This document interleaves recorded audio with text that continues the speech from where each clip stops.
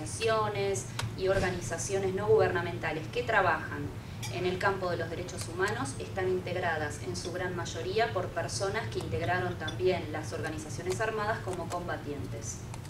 Entonces, la primera reflexión es que mal puede estar el campo de los derechos humanos en un país en el cual lo defienden aquellos que primero lo vulneraron.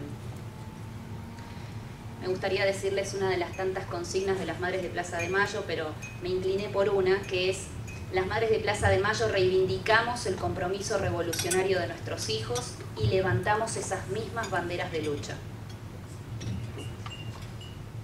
Continuando con un poco el doble discurso de lo que ocurre realmente en Argentina, también tenemos la causa AMIA, yendo más a la actualidad. En el año 94, 85 muertos, 300 heridos, el atentado que más cantidad de víctimas mortales tiene.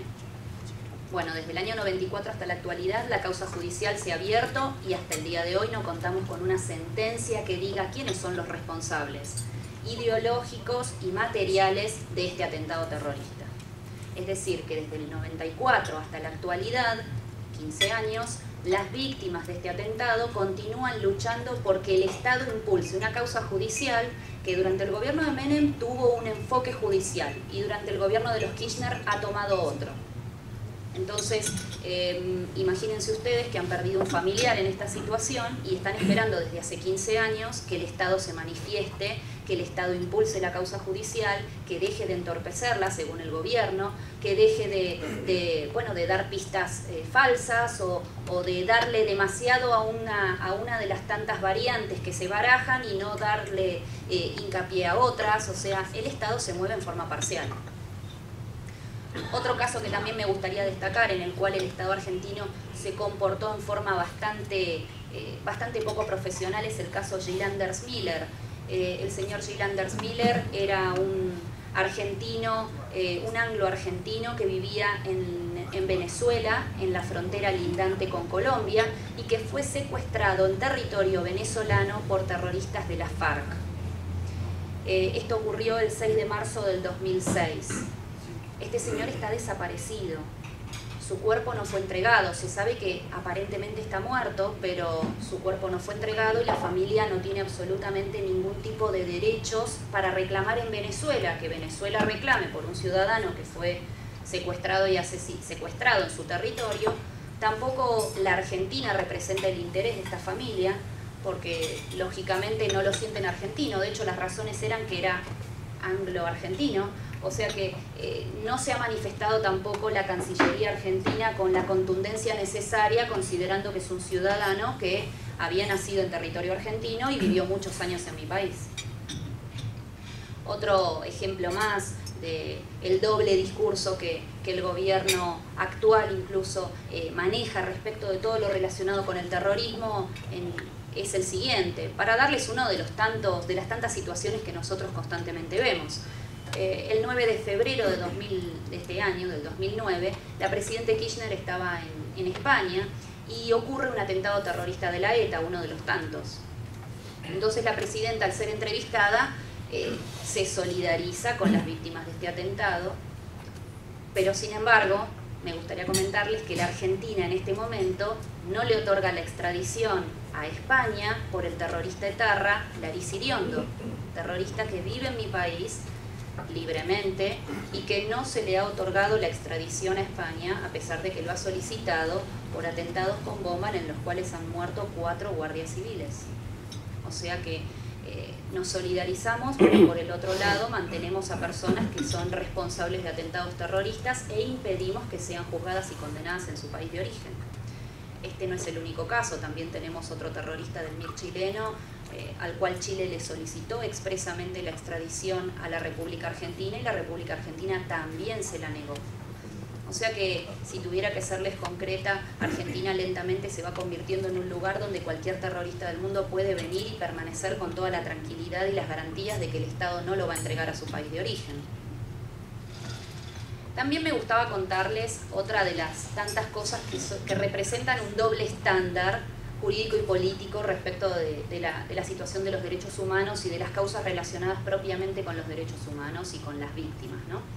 Y es el tema del otorgamiento de las reparaciones millonarias que el Estado argentino ha otorgado a personas que han sufrido violaciones a sus derechos humanos durante el mismo tiempo en el cual las víctimas del terrorismo también eran asesinadas y demás. La ley principal es una ley que le otorga la reparación a aquellos que están desaparecidos. Ahora, hay uno de los artículos que en esta ley dice expresamente que en caso de que esta persona, o sea, la persona desaparecida, aparezca con vida, no habrá obligación de reintegrar el beneficio que percibió como desaparecida. Quiero decirles que el beneficio en su momento era de $225.000. Un beneficio realmente importante en un país que no se destaca por tener una economía brillante desde hace muchos años. O sea que han ocurrido situaciones en las cuales han aparecido estas personas con vida, pero bueno, ya habían cobrado la indemnización y por ende, como la misma ley los habilitaba, no tenían necesidad de devolverla. También hay otra ley, bueno, para la cual se indemniza a aquellos que fueron detenidos a disposición del Poder Ejecutivo o detenidos por tribunales militares. A partir del año 74 en Argentina, a pesar de que había un gobierno democrático, se dictó el estado de sitio por la gravedad de las acciones terroristas. A partir de ese momento es que se indemniza a todos aquellos que estuvieron a disposición del Poder Ejecutivo o de tribunales militares. Pero también, a través de esta ley, se ha indemnizado a personas que estaban efectivamente detenidas por orden de tribunales civiles a raíz de atentados terroristas.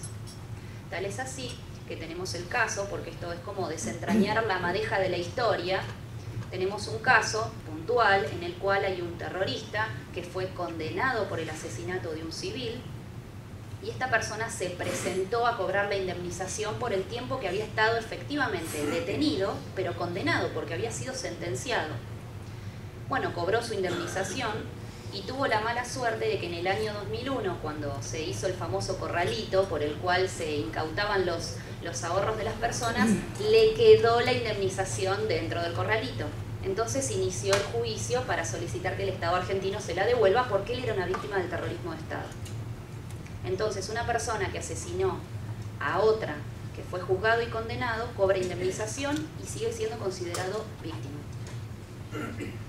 También hay otras leyes por las cuales se les abonó indemnizaciones por exiliarse en democracia, o sea, que se exiliaron, digamos, voluntariamente, otros por haberse exiliado en gobierno de facto, por los nacimientos durante la detención de las madres, por detenciones y condenas dictadas por el Poder Judicial, es decir, por civiles. O sea que hay una amplia gama de indemnizaciones que el Estado argentino ha otorgado a un grupo de personas que, bueno, que fueron afectadas por abusos del Estado, pero que también en muchos casos están implicadas con el sufrimiento de otras personas, que son aquellas a las cuales yo represento, las víctimas del terrorismo.